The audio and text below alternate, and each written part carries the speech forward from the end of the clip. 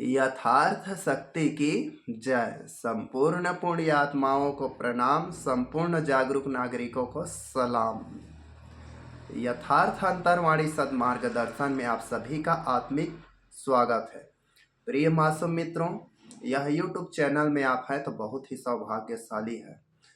वजह यह है कि आप दुनिया के मिथोलॉजिकल और जो काल्पनिक विकृत रूप से आपके बीच में अध्यात्म को प्रस्तुत किया है और तथाकथित लोग महिमा मंडन कर रहे काल्पनिक चीज़ों का, उन सारे बंधनों गुलामियों की बेड़ियों से आप मुक्त हो जाएंगे।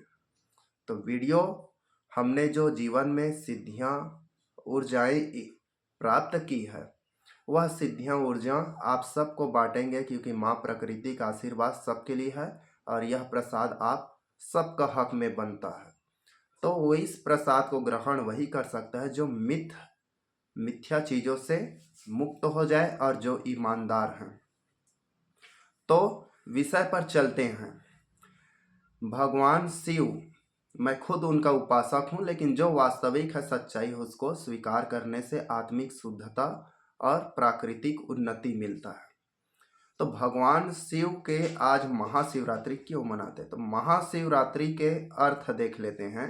महाधन शिव धनरात्रि।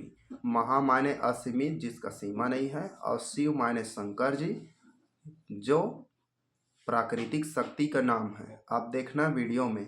और रात्रि माने रात। जिस दिन इंसान को ज्ञान प्राप्त होता है, जिस दिन उनके जीवन में अटूट अंधकार के बादले एक पल में छत बिछत नष्ट हो जाता है, उसे महाशिवरात्रि कहते हैं।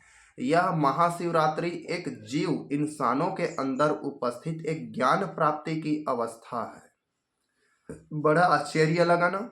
इसी चीज को आप ना जान जाए, इसलिए ईश्वर को इंसान के रूप में, सब भगवान शिव को जो चतुर है, जो गद्दार लोग हैं, वो इस रूप में आपके बीच में प्रस्तुत कर दिया है, ताकि आप खुद महाशिवरात्रि आपके अंदर के जीव की शक्ति को आप प्राप्त ना कर सकें। आप पत्थरों में पूजते रहें, सिर पीटते रहते हैं और बिजनेस को बढ़ावा देने, मूर्ख बने रहें और अंधविश्वास के जाल में फंसे रहें। तो भगवान शिव क्या है पहले जान लेते हैं। तो यह प्रकृति दो चीजों से मिलकर बना है, जड़ और चेतन। जड़ माने निर्जीव चीज, जो किसी भी प्रकार से अपने स्वयं कार्य नहीं करता, जिसमें चलायमानता नहीं रहता, बुद्धिमत्ता या चेतना, दिमाग नहीं होता। और दूसरा है चेतन। चेतना माने बुद्धिमत्ता, ज्ञान, बुद्धि, जो भी, तो जिनमें स्वतः कुछ करने की क्रिया हो, जिनमें जागरूकता हो। तो भगवान शिव दो चीजों से मिलकर बने। सौ धन ई। सौ माने क्या होता है? लाश। और ई माने इंद्रिय या चेतना। तो ये दुनिया के चीज इसी चीज पर निर्भर है। प्रत्येक चीज शिव में है। संपूर्ण चर चराचर में शिव है। यह परिवर्तन, भगवान शिव परिवर्तन का सबसे बड़ा देवता है और बिना परिवर्तन के ब्रह्मांड नहीं चल सकता। उसी शक्ति को ही शिव बोलते हैं। न कि पार्वती से शादी किया, शंकर से किया, इसको मारा, अपने बेटे गणेश को मार दिया, ऐसे नहीं है मासूम मित्रों। यह प्राचीन समय से पूजता हुआ, बहुत ही समय से, जिस समय लिखना विखना कुछ नहीं था, दस्तावेज शास्त्र पुराण नहीं था, उस समय से मनीषी लोग, प्राकृतिक लोग इस शक्तियों को जान गए थे। वहीं से यह पूजा आरंभ हुआ। और यह वास्तविक प्राकृतिक शक्ति शिव है, जो परिवर्तन का शक्ति है, वही शिव है। काल का अर्थ होता है समय, न कि कुछ और समय किस पर निर्धारित होता है? समय परिवर्तन पर निर्धारित होता है। और शिव जी इसका एक अधिष्ठाता, प्रमुख, प्रमाणित देवता है। यह आदिवासी प्राकृतिक समय, अब आदिवासी का मतलब ये मत समझना आज जो एसटी है, दुनिया के प्रत्येक जीव, प्रत्येक इंसान, समस्त इंसान आदिवासी थे, जंगलों में रहते थे। उसके बाद में सभ्यता, संस्कृति, अलग प्रकार से संस्कार, जाति, बिरादरी ऐसे डिवाइन होते गए। तो आज हम उनसे किसी चीज में शहरीकरण से या अन्य चीजों के वजह से या कुछ विज्ञान तकनीकियां करने से अलग हो गए, लेकिन दुनिया में जो भी है हम सब जंगलों से आए हैं, सब आदिवासी हैं। तो प्राचीन समय में शिव जी का पूजा इसी रूप में होता था। किस रूप में? तो शिव, स माने लाश और ई माने इंद्रिय और चेतना। तो वह क्या है? लाश में इंद्रिय चेतना आ जाएगा तो जीवित हो जाएगा। यही जीत और मृत, क्रिया प्रतिक्रिया, जो परिवर्तन है, काल माने समय नहीं, समय के साथ साथ परिवर्तन की शक्ति है, उसे शिव कहते हैं। अब इतना क्लियर हो गया। अब चलिए मैथोलॉजिकल पर चलते हैं, अंधविश्वासी कहानियों पर। तो इस दिन महाशिवरात्रि को क्यों मनाते हैं? तो बहुत बहुत सुंदर सुंदर कहानियां हैं। भगवान शिव और सती का मिलन हुआ था। दूसरा, भगवान शिव और सती यानी पार्वती से, सती नहीं पार्वती से विवाह हुआ था। इस दिन पृथ्वी में गंगा उतरी थी, तो पृथ्वी में प्रलय आ जाता, तो शिव जी ने गंगा को अपने सिर में धारण किया, फिर प्रवाहित किया। और इस दिन चंद्रमा को श्राप मिला था, तो सती ने भगवान शिव का आवाहन किया और शंकर भगवान चंद्रमा को श्राप मुक्त किए थे, उनको जीवन दिया था।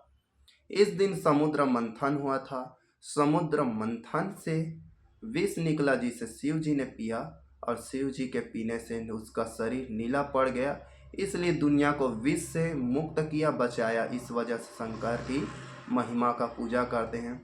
इसी का और बहुत ही सुंदर कहानी है। इस दिन भगवान शिव पृथ्वी में प्रकट हुए थे। ऐसे तो वो आदि है, अनादि है, अजन्मा है, और इस दिन प्रकट हुए थे। बड़ा सुंदर सुंदर कहानी है, लेकिन यह कोई काम का नहीं है। तो इस वीडियो में बने रहना मासूम मित्रों। यह ईमानदार लोगों का वीडियो है और पूर्ण रूप से मैं ईमानदारी से बताता हूँ और दुनिया को दावा करता हूँ। यह वीडियो किसी के YouTube में नहीं है, इस वजह से मैं यह प्रसाद आपके बीच उपस्थित में वितरण करने के लिए बना रहा हूँ। आप सबसे ईमानदारी से प्रार्थना करते हैं कि इस वीडियो को समय निकालकर अवश्य देखें। मासूम मित्रों, आप सबके जीवन में वास्तविक शक्ति, यथार्थ शक्ति का बोध अवश्य होगा।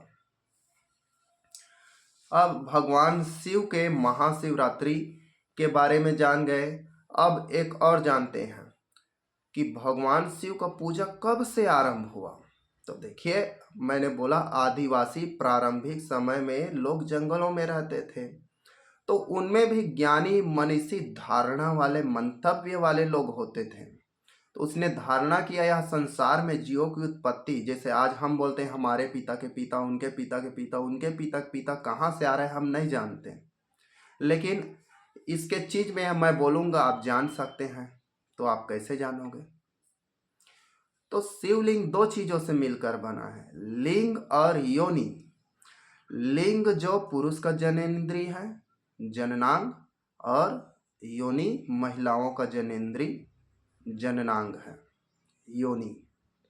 दोनों के मिलन से बनता है शिवलिंग। नीचे वाला भाग योनि होता है, ऊपर वाला भाग लिंग होता है। अब यह प्राचीन समय से पुरातात्विक सर्वेक्षण और खोदाई के आधार पर शिवलिंग दुनिया के सबसे प्राचीन मूर्तियों में मिलता है। मतलब जो हिंदू धर्म नहीं था उससे पहले भी मिलता है। बड़ा आश्चर्य लगा ना? तो मतलब हिंदू धर्म तो और पुराना हुआ, ऐसे बोलोगे तो ऐसा बात नहीं। हिंदू धर्म के नीचे सिंधु धर्म था, आदिवासी धर्म था, प्राकृतिक धर्म था। तो वहाँ लिंग और योनि से संसार की उत्पत्ति होता है, यही ईश्वर है, इस रूप में उसकी पूजा करते हैं। अब चले जाते हैं कि मोहनजोदाड़ो सभ्यता, हड़प्पा सभ्यता। मोहनजोदाड़ो सभ्यता में शिव जी की मूर्तियां यानी शिवलिंग और योनि का मूर्तियां मिला है। शिवलिंग, वहाँ नग्न स्त्रियों का प्रतिमाएं मिला है। नग्न स्त्री मतलब प्रकृति के माँ के रूप में पूजा की जाती थी। कुछ पशुओं का भी पूजा करते थे। और यहाँ से सबसे प्राचीन पूजा सदा शिव आता है। सदा शिव कौन है?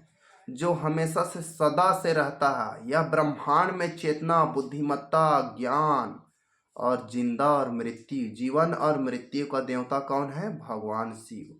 तो जो हमेशा से विद्यमान है वही सदा शिव है। उसके बाद आदिवासियों ने इसका वर्णन किया पशुपतिनाथ।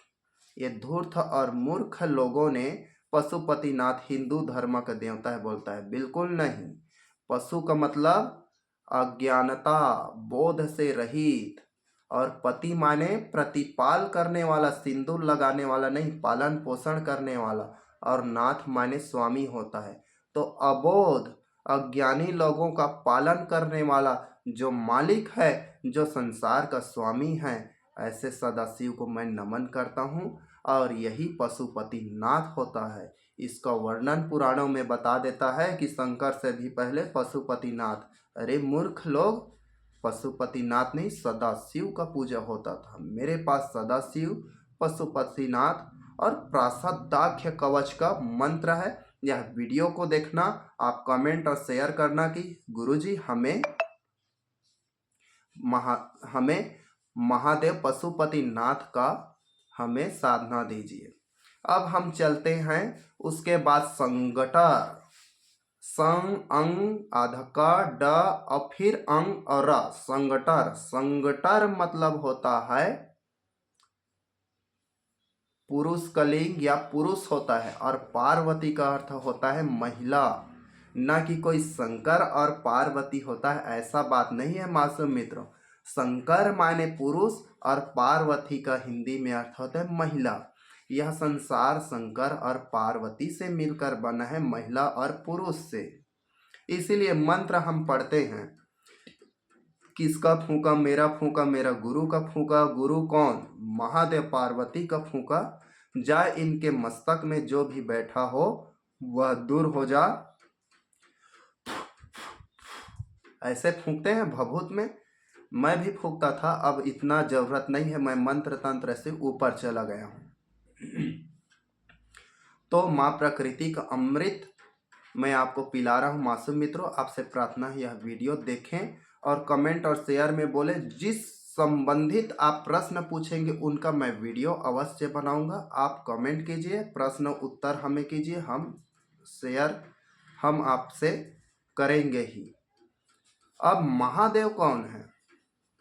शंकर और पार्वती समझे, संकटर। इसी संकट को आज हाइब्रिडाइजेशन आ गया। हाइब्रिड जैसे किसी भी चीज को हम लोग दो या दो से अधिक चीजों से मिलाकर बनाते हैं, तो संकटर माने होता है। इसी प्रकार से दो अलग अलग जातियों के बीच में शादी होता है।